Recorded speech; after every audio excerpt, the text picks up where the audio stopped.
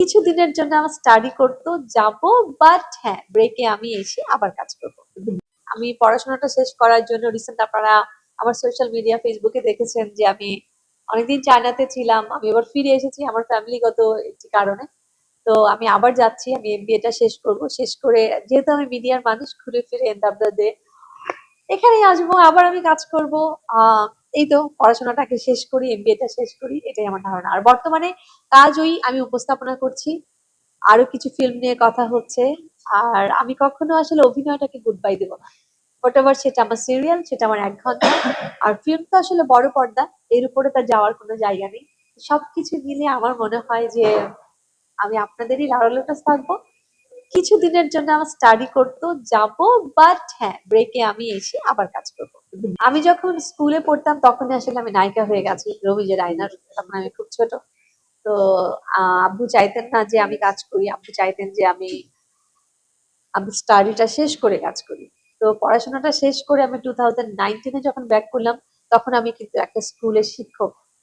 পাশাপাশি মিডিয়াতে আমার কাজ করা হতো না, কারণ আমার রাত হয়ে যেত ফিরতে ফিরতে। 3.5 বছর কাজ করলাম এবং 2020-তে আমরা সবাই জানি যে একেবারে কাজ সবার বন্ধ হয়ে গিয়েছিল, কারণ কোভিড এসে গিয়েছিল। তারপরে আমার আসলে কাজটা শুরু। তো আমার যাত্রাটা আসলে আমার স্টাডির কারণে বিরতি ছিল। আর এখন আমার চিন্তা হচ্ছে, আমার আব্বু পৃথিবী ছেড়ে চলে গেছেন। আব্বুরও ইচ্ছে ছিল যেটা এমবিএ শেষ করবে, কারণ প্রতিটা ভাই বোনই আসলে আমরা চাই যে এডুকেশনটার পাশাপাশি যে যেখানে যেটা হতে চাও সেটা হও। তো এমবিএটা আসলে আমার নিজের একটা স্বপ্ন যে না, আমি এমবিএটা শেষ করবো, যেহেতু আমার সাবজেক্ট ফ্যাশন ডিজাইন, এটা মিডিয়া রিলেটেড। আমি এমবিএটা শেষ করতে চাই, আর শেষ করে আমি মিডিয়াতেই থাকতে চাই। আমি মিডিয়াকে কখনোই গুড বাই দিব না। তো আমার বিরতিটা আসলে ওই রকম বিরতি ছিল না যে অনেক লম্বা বিরতি, বাট লম্বা বিরতির মাঝেও কিন্তু আমি এসে এসে কাজ করেছি। যেহেতু আমি নাচ করতাম, আমি নাচ করেছি। যখন সুযোগ পেয়েছি এসে উপস্থাপনা করেছি। যখন আমি সুযোগ পেয়েছি একটুখানি বেশি, আমি ধুমধাম করে ফটোশুট করে গেছি, আমি নাটক করে গেছি, আমি সিরিয়াল করে গেছি। হ্যাঁ, বাট অনেকদিন বাকি ছিল, কিন্তু মাঝে মাঝে এসে কাজ করেছে। আর এখন আমি আবার কিছু বিরতি নিচ্ছি, আবার স্টাডির জন্য। ওটা বোধহয় টানা 3 বছর, বা 3 বছরে আমি মাঝে মাঝে অবশ্যই আসবো, এসে কাজ করবো।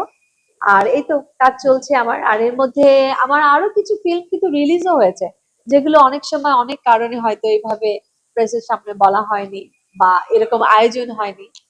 তো এটাই সবার জন্য শুভকামনা। আপনারা অনেক অনেক ভালো থাকবেন। এখানে আমি আসলে একটা ডক্টর ক্যারেক্টার করেছি, যে আসলে এই পেশেন্ট গুলাকে, একজন ডক্টর যা করে সেই ক্যারেক্টারটাই আসলে আমার ছিল। আর এই এই এই ক্যারেক্টারটা করতে যে আমার মনে হয়েছে, যেখানে একটি শব্দ যদি আমি ভুল বলি, তাহলে সেটা ভুল হয়ে যাবে, এবং ছবিটার মধ্যে মানে অন্যরকম একটা ব্যাপার হয়ে যাবে। যার জন্য গাজী রাকেত ভাই আমাকে বলতেন যে তুমি স্ক্রিপ্টটা পুরোটা পড়ো।